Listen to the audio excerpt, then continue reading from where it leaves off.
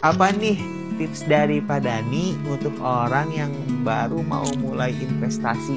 Karena kadang mereka tuh jadi takut buat investasi itu karena takut rugi gitu Pak. Nah kira-kira apa nih tipsnya?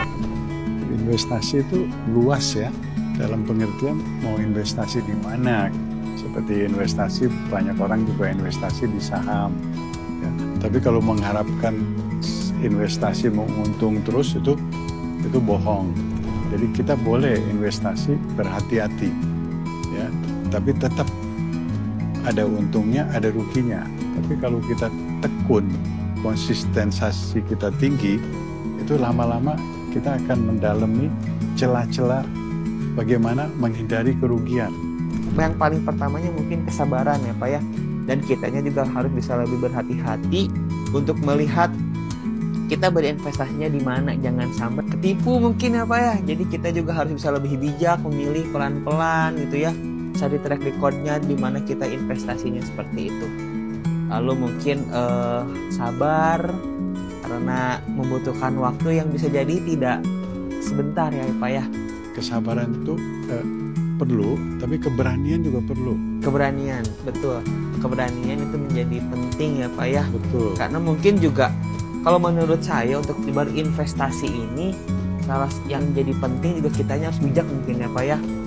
Jangan sampai kita berinvestasi menggunakan modalnya tuh yang menggunakan uang yang gak aman gitu mungkin ya Pak ya. Jadi kitanya juga bisa lebih nabung dulu gitu ya. Kita siapin posnya yang khusus gitu untuk investasi. Jangan sampai ketika kita mau berinvestasi kita berharap untuk mendapatkan keuntungan lebih, tapi malah jadinya ngabisin uang yang harusnya mungkin dana darurat atau dana kesehatan mungkin ya Pak ya. Betul.